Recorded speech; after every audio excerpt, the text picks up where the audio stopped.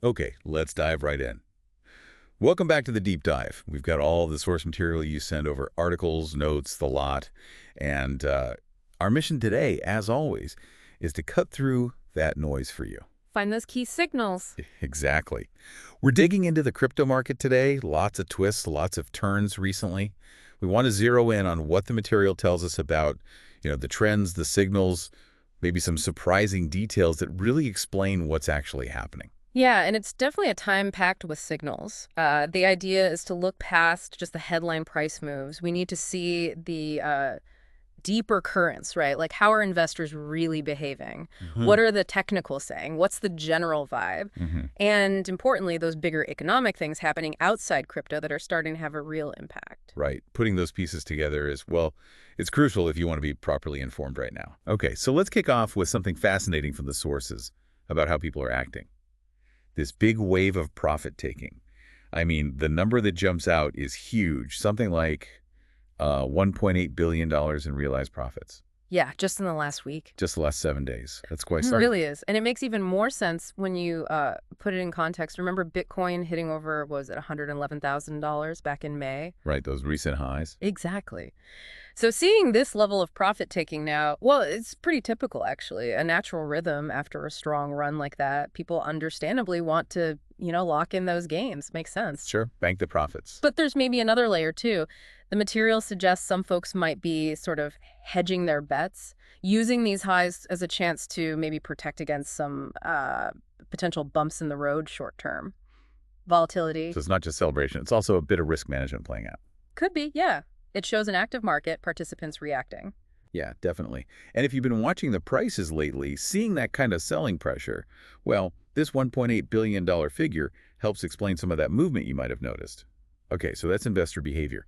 Let's shift gears. Look at the charts.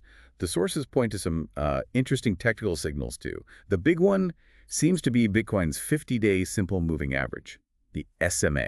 Ah, yes, the 50-day SMA, classic indicator, right, for that medium-term trend. And the headline news there, according to the data, is pretty bullish on the surface, that 50-day SMA. It's actually hit an all-time high. An all-time high. Okay. Yeah, which, traditionally you'd read that as a strong signal, suggests good underlying momentum, long-term strength. Okay, that sounds positive. But knowing technicals, there's usually a but, isn't there? Is there a catch or another angle in the data? Yeah, you know it. There is a key nuance highlighted, yes.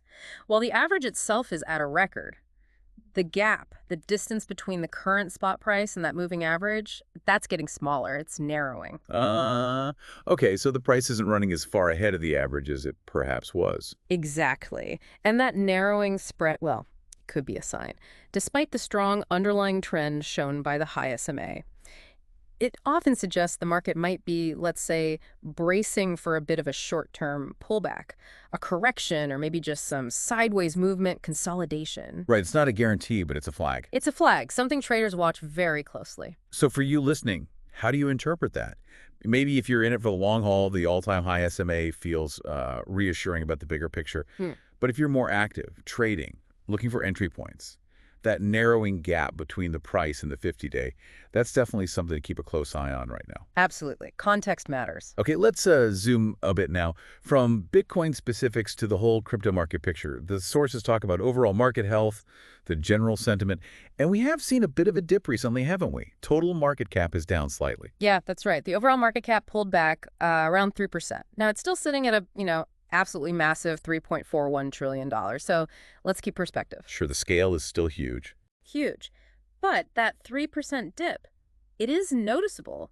It signals a bit of a shift in the mood, perhaps. And is there anything else pointing to that shift? Yes, another key point from the material is trading volumes. They've slowed down across the board. So you put those two together, a slight drop in total value and less buying and selling activity. Hmm.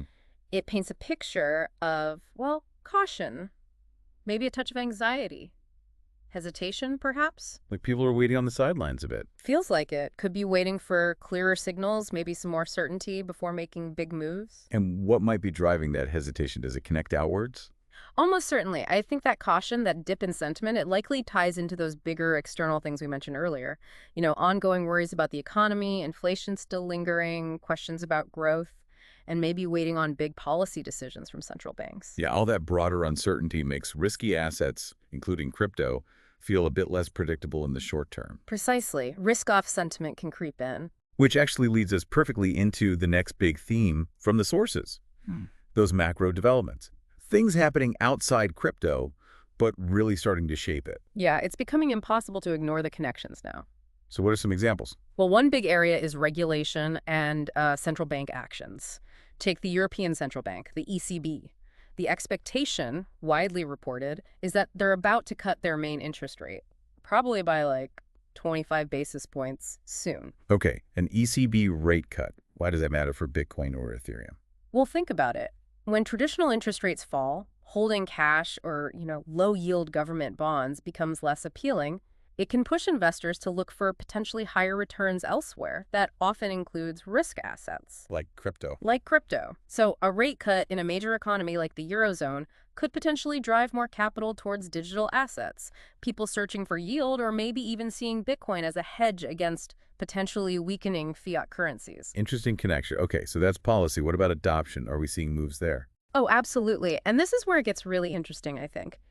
Beyond just policy effects, the material highlights some major steps on the institutional front.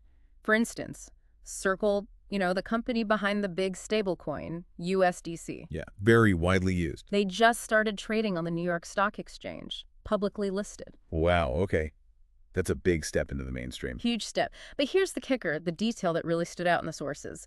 Their stock price on day one, it surged like 170%. Whoa, 170%. Yeah. I mean, that's not just a bit of market buzz. That's a massive vote of confidence from traditional finance, isn't it? Definitely. It signals belief in the whole stablecoin infrastructure, the digital economy. It's validation, a big validation moment from Wall Street, essentially. Okay, that's huge. Yeah. And then there was one more thing mentioned, something described as a historic first. Meanwhile, insurance. Ah, yes. This one is, well, it's potentially revolutionary, actually. Meanwhile, insurance published its audited financials, denominated entirely in Bitcoin. Wait, entirely in Bitcoin, not just holding Bitcoin, Yeah. but doing their books in it. Exactly. That's the crucial distinction. We've talked for years about companies adding Bitcoin to their balance sheet, right? Yeah. As an asset, a reserve. Sure, like Tesla or MicroStrategy. Right, that's one thing.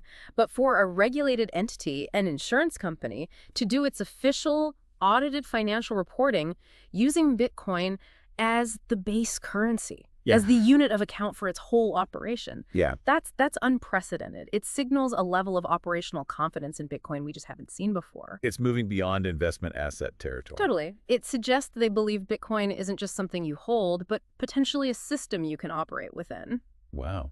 The implications if other companies started doing that. Exactly. It could fundamentally shift the narrative around Bitcoin's role for businesses. Okay, let's try and pull all these threads together then. What a journey through the source material today. We started with investors taking $1.8 billion in profits off the table. Real behavior.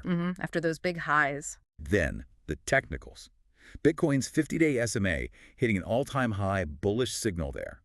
But, crucially, that narrowing spread hinting at possible short-term corrections. That caution sign. Then we zoomed out, saw the broader market dip slightly, maybe 3% market cap down, volume slowing, suggesting that mood of caution, possibly linked to wider economic jitters. That waiting game. And finally, these huge external forces.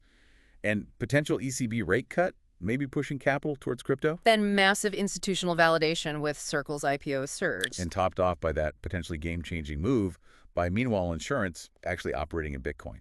Yeah, when you lay it all out like that, that synthesis is really the key takeaway, isn't it? The market's in this really complex spot right now. It's juggling the afterglow of strong performance and some bullish long-term signals with this very real short-term caution driven by, technical flags and those big macro uncertainties. Yeah. And happening at the same time, you've got these fundamental shifts.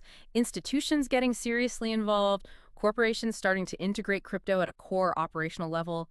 It's fascinating. It really is. And understanding all those different forces drawn straight from the material you shared gives you, the listener, a much, much clearer, richer picture than just looking at, say, the daily price chart alone. Couldn't agree more. So let's leave you with a final thought to chew on from all this. Something provocative.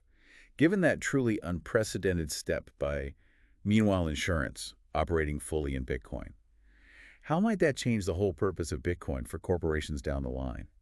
Could we really see it shift from being mainly an investment, a store of value, towards being a fundamental operational currency for global business? What would that future even look like? Big question. Definitely something to think about as this space continues to evolve so rapidly. Okay, that wraps up this deep dive. Thanks for joining.